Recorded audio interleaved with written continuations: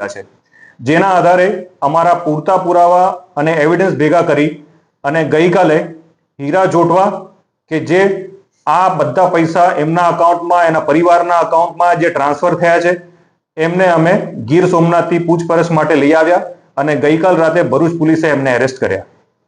એ ઉપરાંત technical operator હાંસોટનો Rajesh Taylor કે જે આ લોકો વતી તમામ ડોક્યુમેન્ટ ભેગા કરતો હતો, એ ડોક્યુમેન્ટ વેરિફિકેશનનું કામ એનું હતું. એ વેરીફાઈ કર્યા વગર ખોટા બિલ રજૂ કરતો હતો અને સરકારમાં એ નોંધ કરાવતો હતો કે આ બધા બિલો સાચા છે ને કામ પૂરું થયું છે.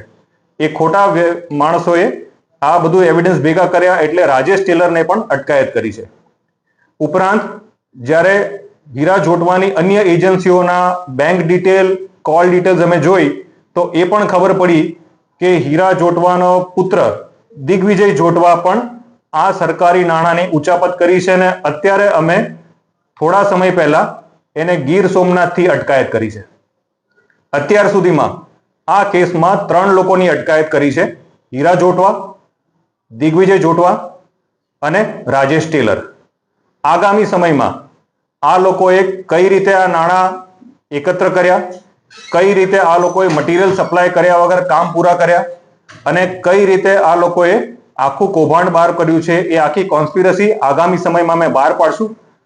અને અન્ય આરોપી જે આ લોકો સંડોવાયેલા છે, એજન્સીઓના બંને માણસો આરોપી છે જ, એ ઉપરાંત કોણે કોણે આને સપોર્ટ કર્યો છે, છેક નીચેથી લઈને ઉપર સુધી કેટલા લોકો ઇન્વોલ્વ છે, એ તમામની પૂછપરછ કરી અને એ લોકોની ગુનાહિત કૃત્ય સામે આવશે તો એ લોકોની અટકાયત કરીશું. સર, અત્યાર સુધીની તપાસમાં કૌભાંડનો વ્યાપ કેટલો મોટો થઈ શકે છે અને ક્યાં સુધી જઈ શકે છે? હાલ પૂરતું ડીડીઓ શ્રી ભરૂચે 3 તાલુકાની ડિટેલ્સ આપી છે. 3 તાલુકાના 56 ગામોને આ એફઆઈઆરના અંદર સમાવેશ કરવામાં આવ્યો છે. 7.5 થી 8 કરોડનું એપ્રોક્સિમેટ વેલ્યુ થાય છે આની. અને હજી આગામી દિવસોમાં ડીડીઓ કચેરી અન્ય જગ્યા ઉપર જે લોકોએ કામ કર્યા છે આ જ એજન્સીઓ, એનો પણ સર્વે કરી રહી છે. એ કચેરી દ્વારા જે ડિટેલ અમને આપવામાં આવશે અને બીજા તાલુકાનો ઇન્વોલ્વમેન્ટ હશે તો એનો વ્યાપ એ કક્ષામાં પણ આગળ વધશે.